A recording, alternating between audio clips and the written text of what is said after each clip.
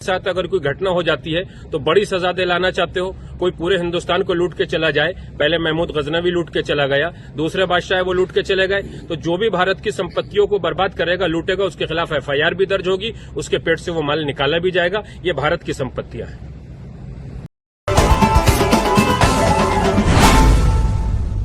और आपका नाम और आप क्या वक्फ के पक्ष में हैं? मेरा नाम मौलाना कौकब मुश्तबा, राष्ट्रीय अध्यक्ष उलमा फाउंडेशन।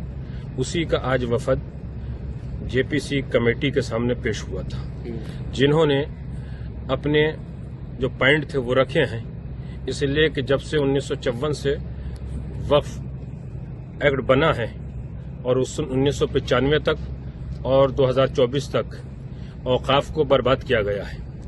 अगर बर्बाद नहीं हुए हैं, लूटे नहीं गए हैं, तो हर वक्फ बोर्ड से 15 दिन के अंदर रिपोर्ट मंगाई जाए कि वक्फ बोर्ड में रजिस्टर्ड औकाफ की तादाद कितनी है और कितना टैक्स आता है और कितने जिंदा हैं, कितने मुर्दा हैं। जब ये सवाल पैदा होता है तो जो वक्फ के ऊपर काबिज हैं वो अधिकारी की शक्ल में हो, वक्फ बोर्ड के मेंबर की शक्ल में हो या चेयरमैन की शक्ल में हो, उनके पेट में दर्द होने लगता है।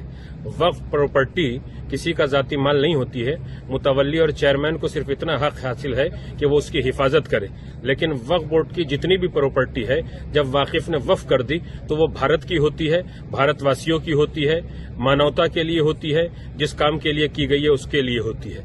आज मेरी भारत सरकार से गुजारिश है कि जल्दी से जल्दी वक्फ संशोधन बिल 2024 पास किया जाए और जिन लोगों ने वक्फ की जायदादों को बर्बाद किया है, खाया है, लूटा है, उनके खिलाफ तत्काल एफआईआर दर्ज करके उनको सख्त से सख्त सजा दिलाई जाए, ताकि ये सरकार की संपत्ति, कौम और मिल्लत की संपत्ति फिर से कामयाबी और कामरानी की तरफ मिल्लत इंसानियत को बढ़ा सके। मौलाना साहब, आपने सजेशंस क्या क्या दिए हैं आज मीटिंग? मैंने जेपीसी के सामने शिया समुदाय के मसले के ऊपर एक बात ये रखी है कि भारत में 36 सूबों में से 2 सूबों में शिया वक्फ बोर्ड है, बाकी सूबों में शिया वक्फ बोर्ड स्टेट में नहीं है।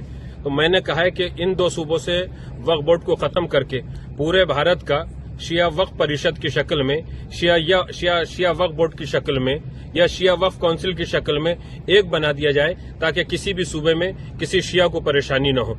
और जब सेंटर में वो वक्फ बोर्ड या वक्फ परिषद या वक्फ काउंसिल बन जाए तो उसमें मेंबर जो भी हों वो इस तरीके के हों कि जो उसकी अहलियत रखते हों। किसी भी आदमी को उठा के उसका मेंबर न बनाया जाए और वो 7 सदस्यों की एक कमेटी हो जो पूरे भारत में औकाफ की हिफाजत करके वहां से उसका टैक्स वसूल करने के बाद जिस काम के लिए मुतवल्ली ने कहा है उसके ऊपर खर्च किया जाए। जो एक बात हमको पता लगी है कि आपने मुतवल्ली को टैक्स भरने की बात को कहा है कि अगर वो टैक्स नहीं भरते तो उनके खिलाफ भी एक्शन लिया जाए। जो मुतवल्ली 1 साल के अंदर जो ऑडिट होता है, हिसाब उस तारीख पे हिसाब करने के बाद टैक्स नहीं जमा करते हैं तो 15 दिन के अंदर उसको हटा दिया जाए और उसके खिलाफ एफआईआर दर्ज हो।